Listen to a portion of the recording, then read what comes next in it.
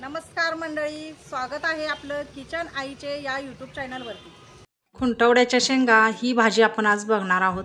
घेवड्याच्या शेंगा यामधलाच एक प्रकार आहे। घेवड्याच्या शेंगा अनेक प्रकारच्या असतात, त्याच पद्धतीची ही खुंटवड्याच्या शेंगा सुद्धा असतात। अशा पद्धतीच्या हिरव्यागार घ्यायच्या आणि त्या सोलायच्या। या शेंगांना अगदी काट्यासारखे टोक असते। आता आपण ह्या शेंगा अशा पद्धतीने सगळ्या सोलून घ्यायच्या आहेत।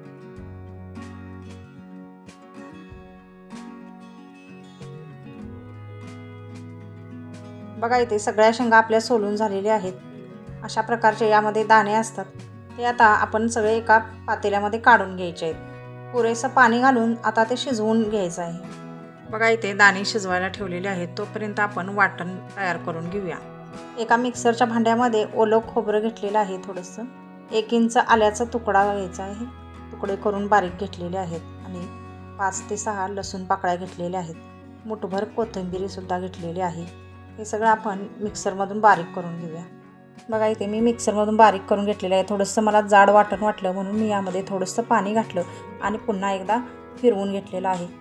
आता आपण खुंटवड्याचे दाणे शिजलेत का ते पाहूया। बघा इथे अगदी मऊ झालेले आहेत, छान शिजलेले आहेत। गॅसवरती गरम करायला एक पॅन ठेवलेला आहे, त्यामध्ये 1 चमचा तेल टाकायचं आहे, पाव चमचा जिरे टाकायचं आहे। जिरे चांगले फुलले त्यामध्ये 1 कांदा बारीक चिरून टाकलेला आहे।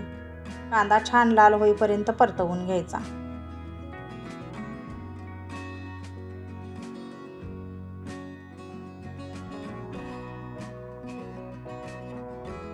बारीक चिरलेला 1 टोमॅटो सुद्धा यामध्ये टाकायचा आहे आणि छान परतवून घ्यायचा आहे। आता यामध्ये मिक्सरमधून बारीक केलेलं वाटण हे टाकायचं आहे, ते सुद्धा इथे छान परतवून घ्यायचं आहे। तेल सुटेपर्यंत परतवून घ्यायचं आहे।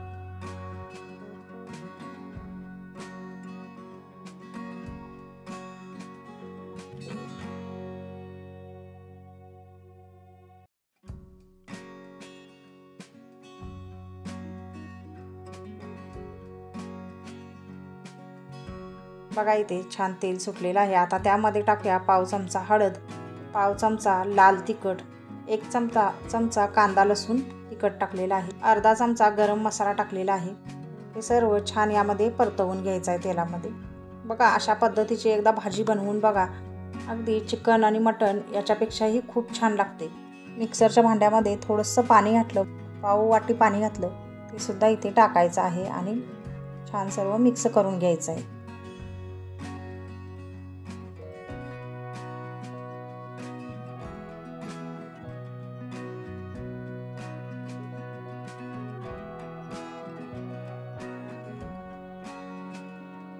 आता यामध्ये टाकूया चवीनुसार मीठ आणि छान मिक्स करून घेऊया।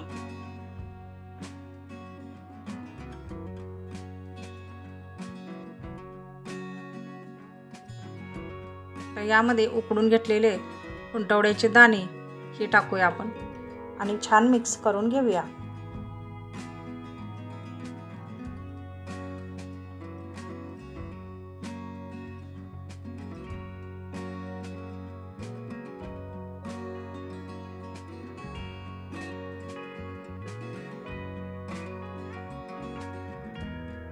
पाच मिनिटं झाकण ठेवून असं शिजू देऊया। तर मैत्रिणींनो, आजची ही रेसिपी कशी वाटली कमेंट करून नक्की सांगा।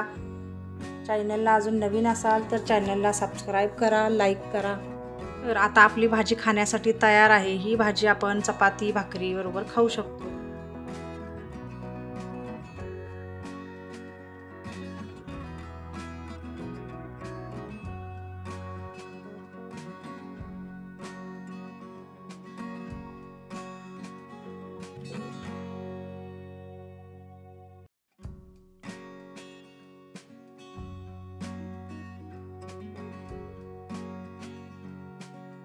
व्हिडिओ शेवटपर्यंत पाहिल्याबद्दल धन्यवाद।